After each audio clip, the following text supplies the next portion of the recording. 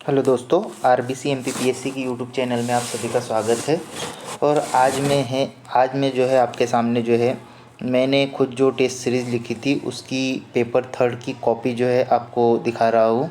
और आपको किस प्रकार से आंसर लिखना है, किस प्रकार से आंसर राइटिंग करना है, कौन से प्रश्न को किस प्रकार से कितने शब्दों में लिखना है, और किसका आदर्श उत्तर क्या हो सकता है, किस आंसर पे कितने नंबर मिल लेंगे या कितने नंबर मिल सकते हैं, ये सारी चीज़ें मैं आपको यहाँ पे दिखाने वाला हूँ। तो इस वीडियो को अंत तक ध्यानपूर्वक देखें तो आपको समझ में आ जाएगा कि आपको कैसे लिखना है। जो नए स्टूडेंट है वो ज़रूर देखें, और जो पुराने स्टूडेंट भी है वो भी ज़रूर देखें। थोड़ा इवैल्यूएशन आपको थोड़ा सा पता चल जाएगा इससे कि कॉपी चेक कैसे होती है, किस प्रकार से नंबर मिलते हैं। ठीक है, तो ये मेरी जो है विवेकानंद टेस्ट सीरीज की कॉपी है, जो मैंने अभी 2022 का जो मेंस हुआ था उस टाइम जो एफएलटी दिया था उसकी कॉपी है। इसमें मेरे जो टोटल मार्क्स थे 300 में से, ये आप देख सकते हो यहाँ पे 166.5 नंबर थे उसमें। तो देखते हैं क्या है, 3 मार्कर कैसे हैं। तो देखिए, सबसे पहला प्रश्न इसमें बोला गया था संवेग संरक्षण का नियम पूछा गया था। संवेग संरक्षण का नियम तो मैंने लिखा है, किसी विलगित निकाय पर लगने वाले बाह्य बलों का संवेग नियत रहता है। स्टेटमेंट लिखा उसका, और उसका जो है ये लिख दिया। पर मैंने उदाहरण नहीं लिखा, इसलिए उन्होंने 2 ही नंबर दिए हैं। तो आप किसी भी नियम लिखे, कोई भी ऐसी परिभाषा लिखे तो उसका उदाहरण ज़रूर लिखें, तो आपको पूरे के पूरे नंबर मिलेंगे। अब जैसे यहाँ पे पूछा गया वृत्तीय गति, तो मैंने डायरेक्ट लिख दिया किसी कण द्वारा किसी वृत्तीय पथ पर की जाने वाली गति, और उदाहरण लिख दिया है घड़ी की सुई की गति। तो पूरे मुझसे पूरे नंबर मिले 3/3। ठीक है, ऐसे ही अब देखिए आगे। देखिए यहाँ पे द्विक लवण पूछा है, तो 2 या 2 से अधिक लवणों से मिलकर बने लवण को द्विक लवण कहते हैं। उदाहरण दिया मोहर लवण, तो 3/3 मिले हैं। फिर वैसे ही धमनी और शिरा में अंतर पूछा है, तो यहाँ अंतर डायरेक्टली आप ऐसे 2 बॉक्स बना के अंतर लिख सकते हो, जैसे मैंने लिखा है हृदय से शरीर के भागों में शुद्ध रक्त ले जाती है वही धमनी, और शिरा जो है अशुद्ध रक्त ले जाती है। ठीक है, इसमें हाँ, तो ये मोटी होती है, ये पतली होती है। यहाँ पे थोड़ा सा गलती हो गई थी, इसलिए उन्होंने जो है 0.75 नंबर काट लिया है। फिर ये देखिए, राष्ट्रीय विज्ञान सूचना विज्ञान केंद्र, स्थापना 1974, भारत सरकार का प्रमुख सूचना प्रेषण केंद्र, इलेक्ट्रॉनिक सूचना मंत्रालय के अधीन कार्य। तो सारा मतलब जो है एक्यूरेट लिखा गया है यहाँ पे, इसलिए यहाँ पे 3 नंबर/3 मिले हैं। तो ये तो है 3 मार्कर। जैसे यहाँ पे मध्य प्रदेश शासन की प्रमुख स्वास्थ्य योजनाएं लिखी है, तो जननी सुरक्षा योजना है, जननी शिशु सुरक्षा योजना है, मुख्यमंत्री बाल हृदय उपचार योजना है। तो 3 योजनाएं लिखी है, उनकी ईयर लिखे, तो 3/3 मिले हैं। फिर यहाँ पे अखिल भारतीय आयुर्विज्ञान संस्थान, तो स्थापना 1956 में, प्रथम आयुर्विज्ञान संस्थान, अवस्थिति दिल्ली में, विशेष चिकित्सा के क्षेत्र में सेवाएं और अनुसंधान देना। वर्तमान में भारत में 23 एम्स जो स्थापित है, तो ये 3/3 नंबर मिले इसमें भी। ये भारत औषधि महानियंत्रक, तो ये इसमें थोड़ा सा डेट वगैरह नहीं लिखी थी, सन वगैरह नहीं लिखा था, इसलिए 1 नंबर काट दिया है। चलिए आगे। फिर आशा पूछा है। आशा तो एक क्रिकेटेड सोशल हेल्थ एक्टिविस्ट, राष्ट्रीय ग्रामीण विकास मिशन के द्वारा नियुक्त किया जाता है। कार्य क्या होता है इसका, ये सारे 3 नंबर मिलेंगे इस पे। शांति स्वरूप भटनागर पुरस्कार पे 2.25 नंबर दिए। फिर ये देखिए, संख्या रेखा के बारे में पूछा गया है, तो 3/3 मिले हैं। ये डायग्राम बना दिया मैंने। धनात्मक और ऋणात्मक संख्याओं को जिस रेखा पर प्रदर्शित किया जाता है वो संख्या रेखा कहलाती है। फिर ये जो क्वेश्चन है, ये इसको आपको परीक्षा में आए तो पूरा सॉल्व करना है इसको। हालांकि इतनी जगह होती नहीं है वहाँ पे कि आप पूरा सॉल्व कर पाओ, लेकिन जितना आप कर सकते हो शॉर्टकट में, तो उतना हल करने की कोशिश करें उसको, क्योंकि इस पे आपका 1 नंबर कम हो जाएगा। फिर जैसे ये आंसर तो मैंने सही लिखा है, पर थोड़ा सा यहाँ पे सॉल्व करना था इसको आगे। फिर जो है, फिर अब मैं आपको दिखाता हूँ 5 मार्कर्स वाले क्वेश्चंस। तो देखिए, इस पे अनुप्रस्थ एवं अनुदैर्ध्य तरंगों में अंतर लिखना था, तो ऐसे आधार जरूर बनाए आप। अंतर में आधार बनाकर लिखेंगे तो आपको अच्छे नंबर मिलेंगे। फिर ये फोटोन सिद्धांत, इस पे 2.75। फिर देखिए डाल्टन का परमाणु सिद्धांत लिखिए इस पे। तो परमाणु की संरचना की व्याख्या संबंधित प्रथम सिद्धांत प्रतिपादक जॉन डाल्टन। मुख्य बिंदु लिखना है। कणों से प्रत्येक पदार्थ छोटे छोटे कणों से मिलकर बने होते हैं। तो इस पे पूरे टोटल 3 नंबर मिले हैं। 5 अंक के क्वेश्चन होते थे पहले, जिसमें मैक्सिमम नंबर 3 3.5 ही मिलते थे। मैक्सिमम 3 या 3.5, बस इससे ज़्यादा नंबर नहीं मिलते। तो उन्होंने लगभग एवरेज नंबर मिलते हैं। जैसे भारी जल, इस पे जो है 2.25 नंबर मिले हैं। माइटोकॉन्ड्रिया वाला ये पूरा सही लिखा होगा तो इस पे 3 नंबर मिले हैं। ठीक है। इसके अलावा देखिए मैथमेटिक का कोई भी सवाल हो उस पे 5 में से 5 मिलते हैं। जैसे ये सवाल है जिसमें m का मान ज्ञात करना था, तो m का मान मैंने ज्ञात कर दिया यहाँ पे, तो 5 आउट ऑफ 5 मिले हैं। ऑपरेटिंग सिस्टम वाला है, इस पे 2.5 मिले हैं। तो ये वीडियो दिखाने का आपको यही उद्देश्य है कि आप इसको देख के आप थोड़ा सा आंसर राइटिंग प्रैक्टिस जो है आप अपनी कर सकते हो। इसमें आप ये देख सकते हो कि किस प्रश्न का उत्तर कैसे लिखना है। जैसे अभी 7 मार्कर का आंसर है, तो 7 मार्कर का जो क्वेश्चन है उसमें आपको ज़्यादा से ज़्यादा इंट्रोडक्शन बनाने की या फिर निष्कर्ष पर ज़्यादा फोकस करने की ज़रूरत नहीं है। जो मेन क्वेश्चन पूछा है आप डायरेक्टली लिखें। जैसे यहाँ पे क्वेश्चन पूछा गया है, जैव प्रौद्योगिकी के कृषि, पशुपालन और पर्यावरण के क्षेत्र में अनुप्रयोग बताइए। तो आप जैसे वहाँ पे अब तो एक पेज मिलेगा हालांकि, पर आप शब्द सीमा का ध्यान रखें कि भाई तीनों का लिखना है अपने को, कृषि का, पशुपालन का और पर्यावरण के, तीनों के क्षेत्र में अनुप्रयोग बताना है। तो आप ऐसे 3 कॉलम बना ले, एक तरफ कृषि, एक तरफ पर्यावरण और एक तरफ पशुपालन, और 2-2, 3-3 पॉइंट सबके बारे में बता दीजिए। तो आपका एक बेस्ट आंसर हो जाएगा ये। इसके अलावा फिर मैं आपको दिखाता हूँ, अब 11 मार्कर वाले क्वेश्चन दिखा देता हूँ सीधा। देखिए 11 मार्कर का पहला क्वेश्चन था, नाभिकीय विखंडन की प्रक्रिया से आप क्या समझते हैं, इसके प्रमुख प्रयोगों को बतलाइए। तो ये नाभिकीय विखंडन की परिभाषा दे दी कि जब एक भारी नाभिक 2 हल्के नाभिकों में टूटता है तो यह प्रक्रिया नाभिकीय विखंडन कहलाती है। अत्यंत मात्रा में ऊर्जा इसमें विमुक्त होती है या उत्सर्जित होती है। फिर इसकी अगर आपको रिएक्शन पता है तो आप रिएक्शन लिख सकते हो। इसके 2 चरण होते हैं, नियंत्रित श्रृंखला अभिक्रिया और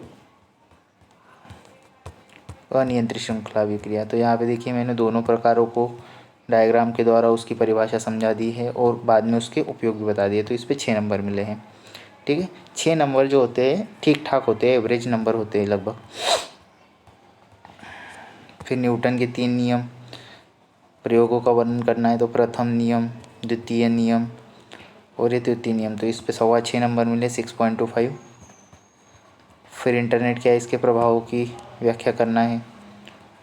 तो देखिए इंटरनेट के बारे में लिख दिया, फिर ये उसके प्रभाव लिख दिए। तो प्रभाव जब भी आप किसी चीज़ के लिखें तो सकारात्मक और नकारात्मक दोनों प्रभाव लिखें। तो ये सकारात्मक प्रभाव बता दिए, नकारात्मक प्रभाव बता दिए, 6 नंबर मिले यहाँ पे। फिर उसके बाद है मैथमेटिक का सवाल। देखिए कि यहाँ पे क्या करना था, जहाँ पे ये छोटा सा सवाल था लेकिन 11 नंबर में आ गया था। तापमानों का परिसर ज्ञात कीजिए, दैनिक तापमान का माध्य ज्ञात कीजिए। तो ये यहाँ पे बस परिसर ज्ञात करना था, अधिकतम मान को न्यूनतम मान में से घटाना था ये, और दूसरा ज्ञात करना था माध्य। तो इस इतने से सवाल पे 11 नंबर मिलेंगे। तो 11 में से 11 क्योंकि पूरा सही था। फिर आयुष चिकित्सा पद्धति, स्वास्थ्य प्रणाली क्या है, भारतीय स्वास्थ्य व्यवस्था में इसका महत्व। तो ये थोड़ी सी भूमिका बना दी कि आयुष भारत की प्राचीन स्वास्थ्य प्रणालियों में से एक है। पूरा नाम क्या है इसका ये बता दिया। फिर इसके जो है आयुष सभी के बारे में थोड़ा थोड़ा बता दिया। जैसे आयुर्वेद के बारे में 2-3 लाइन बता दी, प्राचीनतम चिकित्सा पद्धति है, विकास कब हुआ, जन्मक कौन है, ठीक है, मूल कारक, इसका सिद्धांत क्या है, इसको उपचार की कौन कौन सी विधियाँ है। फिर योग के बारे में बता दिया, ठीक है, यूनानी, फिर ये इनके बारे में थोड़ा थोड़ा बता दिया, और फिर स्वास्थ्य के क्षेत्र में इसका महत्व बता दिया। तो इस पर 6.25 नंबर मिले हैं, 6.25। फिर ये देखिए भारतीय उपग्रह प्रक्षेपण यानों के विकास क्रम को समझाइए। तो देखिए 1980 में इसकी शुरुआत, ये थोड़ा सा भूमिका बना दी। तो यहाँ पे SLV, ASLV, PSLV, GSLV और अन्य। तो देखिए इनके बारे में थोड़ा थोड़ा लिखना था, पूरा नाम क्या होता है, प्रथम प्रक्षेपण यान है। 4 बार, 2 बार सफल, 2 बार असफल। विशेष क्या है इसके बारे में ये लिखना था। कितना पेलोड ले जा सकता है। ठीक है, ये सारी चीज़ें मैंने इसमें लिखी हुई थी। तो इस पर 7 नंबर मेरे को मिले थे, 7 मार्क्स। फिर उसके बाद ये है ऊर्जा उत्पादन के स्रोतों एवं क्षमता पर प्रकाश डालिए। तो देखिए इसको, जैसे ऊर्जा उत्पादन के मामले में चीन व अमेरिका व भारत तीसरे स्थान पर। लोकसभा रिपोर्ट 2022-23 के अनुसार जो है 1500 टेरावाट आवर जो हमारी क्षमता थी। इसमें नवीकरणीय और अनवीकरणीय ऊर्जा स्रोत क्या है फिर। तो ये यहाँ पे ये जो डेटा है, ये आपको ऐसा चार्ट, फ्लो चार्ट या डेटा जो है ऐसा बनाना है, पाई चार्ट वगैरह। इससे बहुत अच्छा इफेक्ट पड़ता है। तो ये आपका थोड़ा सा, ये देखिए मैंने सारा डाटा लिखा था और मुझे इस क्वेश्चन पे मिले हैं 6.25 नंबर। फिर जैव विविधता वाला क्वेश्चन है कि जैव विविधता क्या है, इसके संरक्षण की स्वस्थानी। तो आप पहले जैव विविधता की परिभाषा बता दीजिए। फिर जैव विविधता की क्या पूछा है दूसरा, तो स्वस्थानी और परस्थानी। तो इसकी 3 प्रकार की जो है जैव विविधता होती है। तो कम से कम देखिए इसमें 2 क्वेश्चन पूछे गए। एक जैव विविधता क्या होता है, उसके संरक्षण की विधियाँ पूछी है। तो जैव विविधता आपका 3 से 4 लाइन में आएगा ज़्यादा से ज़्यादा। ठीक है, फिर आप जो स्वस्थानी और परस्थानी संरक्षण के उसको 1.5 पेज में नहीं लिख सकते, क्योंकि उसमें इतना ज़्यादा डाटा है नहीं। तो आप क्या करें, थोड़ा सा जैव विविधता को और थोड़ा सा यहाँ समझा दें कि जैव विविधता जो है 3 प्रकार की है, आनुवांशिक, प्रजातीय, भौगोलिक। उसके बारे में बता दीजिए। फिर जैव विविधता संरक्षण की विधियाँ बता दीजिए, स्वस्थानी, परस्थानी। फिर इनको एक्सप्लेन कर दीजिए कि स्वस्थानी क्या होता है, परस्थानी क्या होता है, एग्जाम्पल दे दीजिए। ठीक है, तो इस पे 5.5 नंबर, 5.25 दिया गया है, 5.25 नंबर दिए गए हैं। ठीक है, फिर ये है मृदा निर्माण की प्रक्रिया। तो इस पर देखिए 5 नंबर मिले हैं। ठीक है, तो दोस्तों ये जो वीडियो था ये आपको एक प्रकार से एक एडवाइस थी, एक मैं आपको गाइड करना चाह रहा हूँ कि आप किस प्रकार से आपको लिखना है, किस प्रकार से आपको आंसर राइटिंग करनी है। और मुख्य परीक्षा जैसे 24 की जो मुख्य परीक्षा होने वाली है उसमें अभी आपको ज़्यादा समय मिलेगा नहीं कि आप आंसर राइटिंग प्रैक्टिस को समय दो, क्योंकि 75 दिन लगभग मिलने वाले हैं। उन 75 दिनों में आप या रिवीजन करोगे, या फिर आप टेस्ट सीरीज ज्वाइन करोगे, या फिर आप खुद का आंसर राइटिंग करोगे। इसलिए ये जो समय है हमारे पास 1 से 1.5 महीने का, अभी कम से कम 15 मई तक आप सिलेबस को कंप्लीट करें, जो मेंस का नया सिलेबस जुड़ा हुआ है उसको। प्लस साथ में आप क्वेश्चन की आंसर राइटिंग भी प्रैक्टिस भी करते चले। टॉपिक से रिलेटेड अभी कैसा है कि डायरेक्टली क्वेश्चन, किसी भी टॉपिक पे डायरेक्टली आपको क्वेश्चन बनाना है और उसका आंसर लिखना है। क्योंकि अभी जो है डायरेक्टली ही क्वेश्चन से, डायरेक्टली ही टॉपिक से क्वेश्चन, डायरेक्टली आंसर, डायरेक्टली ही जो टॉपिक लिखा हुआ है वो डायरेक्टली वैसा का वैसा ही प्रश्न पूछा जाएगा अभी 2024 के एग्ज़ाम में, जो भी एग्ज़ाम मेंस का होगा अभी 2024 में। हाँ, भले ही फिर 1 2 बार एग्ज़ाम हो जाए, फिर 25 की हो जाए, 26 की हो जाए, उसके बाद फिर सिलेबस थोड़ा सा पुराना हो जाता है, फिर वो थोड़ा डीपली जाना स्टार्ट करते हैं। लेकिन अभी जो आएंगे क्वेश्चन वो डायरेक्टली जैसी हेडिंग लिखी है ना वैसा का वैसा आपको क्वेश्चन मिलने वाला है। तो जो हेडिंग पे लिखा है आप उस पर काम करें, पहले उसको पढ़ ले आप, जो हेडिंग में लिखी हुई है सिलेबस की। जैसे लिखा हुआ है कि मध्य प्रदेश की राजनीति में विपक्ष की भूमिका, जैसे ये हेडिंग लिखी हुई है।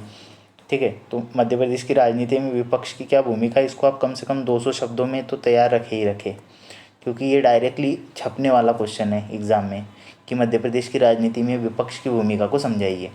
ये 200 शब्दों में आ सकता है, या फिर 7 नंबर में भी आ सकता है।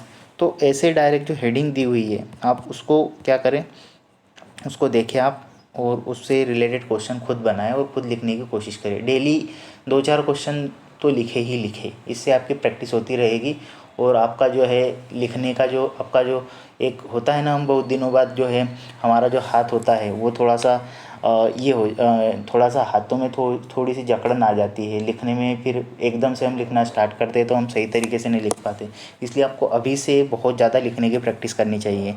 ठीक है, अगर इससे रिलेटेड और आपको जानकारी चाहिए और कॉपी आप देखना चाहेंगे तो इसे कमेंट बॉक्स में आप मुझे बता सकते हैं। मैं आपको मेरी वाली सारी कॉपीज़ जो है हिंदी वगैरह हो गया, पेपर 4 इथिक्स वगैरह हो गया, पेपर 2 हो गया, 1 हो गया, सारी कॉपी मैं आपको दिखा सकता हूँ। अगर आप चाहे तो मुझसे बोल सकते हैं, तो कमेंट बॉक्स में आप मुझे ज़रूर बताएं। ठीक है, तो ये वीडियो देखने के लिए आपका बहुत बहुत धन्यवाद। Thank you.